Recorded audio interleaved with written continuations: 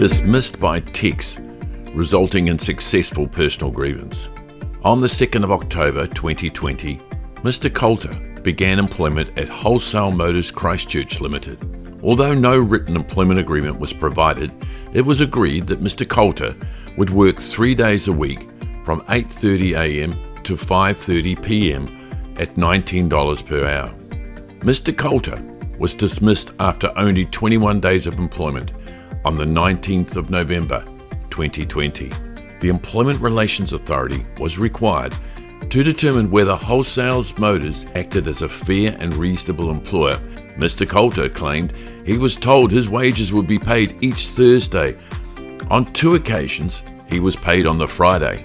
Mr. Coulter found this stressful, as he and his partner relied on the wages to pay the bills and support their young child.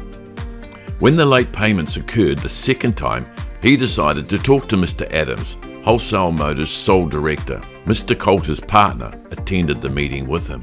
Mr. Coulter informed the authority that the discussion became very heated when Mr. Adams disagreed that he had said that he'd pay every Thursday. Mr. Coulter said his partner became very upset and he had to physically take her home. On the 19th of November 2020, Mr. Coulter noticed his pay had not been put through, so he messaged Mr. Adams reminding him about the payment. Mr. Adams replied and said that his last pay would be processed the next day and that he was not required at work going forward. Mr. Coulter responded by expressing his shock and inquired why he was dismissed, as he thought the relationship was going well. While Mr. Adams did not respond, Wholesale Motors made 2 further payments of $218 and $313 on the 20th and 27th of November 2020. Wholesale Motors Christchurch Limited failed to attend the Employment Relations Authority investigation meeting, where the authority heard evidence only from Mr. Coulter. Despite the one-sided argument, the authority proceeded to determine the matter based only on the facts presented by the employee.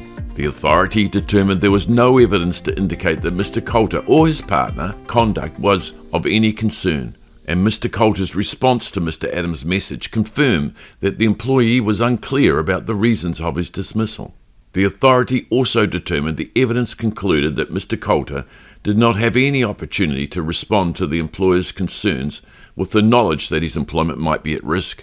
This led to the authority concluding that Wholesale Motors acted unfairly and unreasonably in its actions.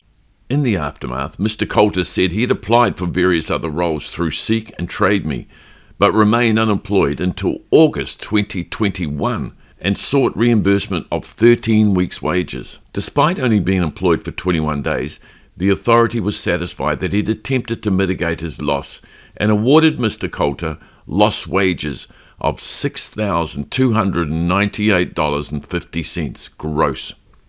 Mr. Coulter also claimed $15,000 compensation for humiliation, loss of dignity, and injury to feelings.